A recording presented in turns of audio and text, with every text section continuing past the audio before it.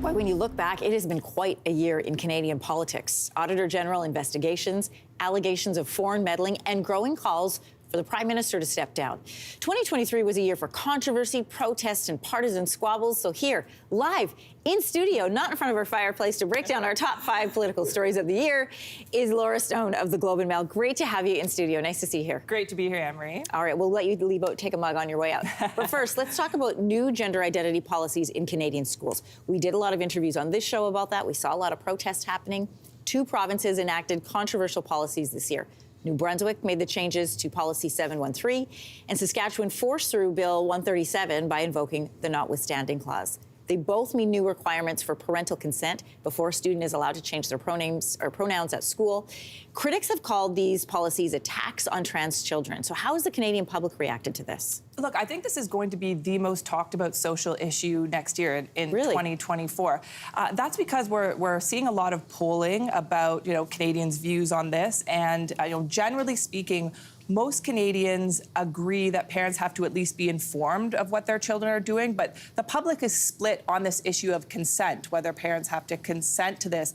This is being taken up by some Conservatives. We've seen Conservative leader Pierre Poilievre talk in year-end interviews about parental rights. I think this is going to come up quite a bit. It's going to be the social issue that the Conservatives want to touch on. They obviously talk about affordability, housing, but this one, I think that they feel that the general public, the Canadian public, is on their side, at least about parents being informed. So I think you'll expect this one to play out significantly in politics next year. We saw a big emotional reaction to it, and I think that caught a lot of people in the country by surprise when this first came up in New Brunswick. Let's talk about the fight to search the Prairie Green landfill in Manitoba for the remains of 2 murdered Indigenous women. Search the landfill! Search the landfill! No, So this has been more than a year since the families of Morgan Harris and Marseille Diaz-Myron found out that the Winnipeg police would not search the landfill. And there are lots of calls for this to happen. This was part of the election campaign for now Premier Rob Canoe. He has said he's committed to doing the search. What effect has this story had in that region in particular? I think that this was certainly contributed to the PC government's loss in the Manitoba election. Premier Heather Stephenson, if you'll recall, ran billboards promoting the fact that she wasn't going to search the landfill. I think that really turned people off. It was viewed as really negative and quite crass when we're talking about, families of loved ones and searching for dead bodies. Mm-hmm. The federal government has said they're going to conduct a study now, Anne-Marie, and work with the government. They definitely have a more willing partner in Premier Rob Canoe, elected the first Indigenous leader of Manitoba. They've said they're going to look into the feasibility of this.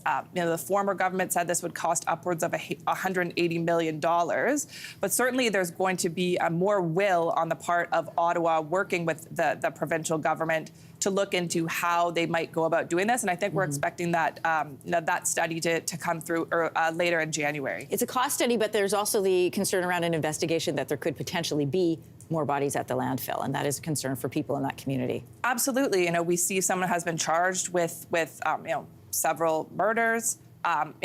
This is really striking a chord, obviously, amongst First Nations people who are worried about their loved ones. There's missing people. They're wondering what happened to them. And they want the government to care. They want the government to show some sympathy for them. And so I think they're finding, certainly with Rob Canoe and his government, a more willing partner to do so. We'll see how that develops in the new year.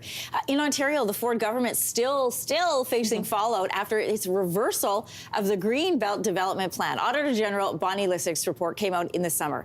In August, it found that the government's decision-making process for the Green Belt was influenced and benefited by certain developers. So since then, we have seen reversals. We have seen apologies. We've seen resignations. And Ford just announcing that he's going to give the RCMP, quote, full access to internal government documents to look into the whole thing. We started on one end of the spectrum. We are now completely on the other end.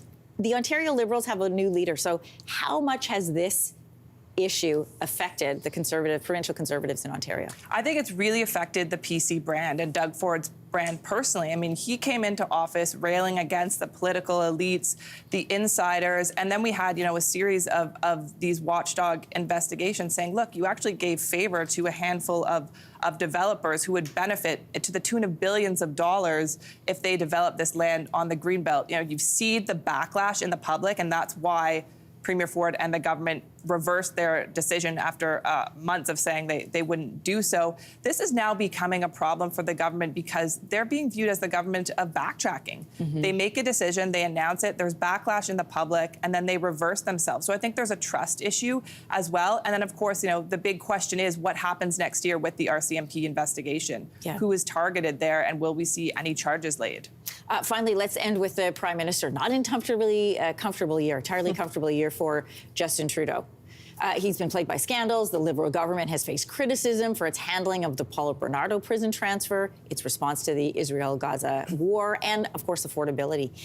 How likely is it that 2023 was the year that Trudeau lost his chance at re-election? They are down in the polls, the recent one by Ipsos saying 43% of Canadians, so 42% of Canadians want him to step aside. This is no doubt the most difficult year for the Trudeau government. He's facing his toughest opponent yet in Pierre Poilievre. The polls are showing, and if an election were held today, a pretty smashing Conservative majority. He's facing internal dissent. We saw a lot of dissatisfaction within his own caucus this summer, and the government really tried to turn things around with a cabinet shovel, try to focus on those key issues of housing affordability, which, the Conservatives have had a lot of success in their messaging on. And then we have some people nipping at his heels. We have talk of a successor in perhaps, Chrystia Freeland or Mark Carney, some other kind of stars, you could say, in within the Liberal caucus. So he's facing kind of dissent both in the Canadian public, where polls show people are quite tired of him and his government, and within the Liberal Party, for people,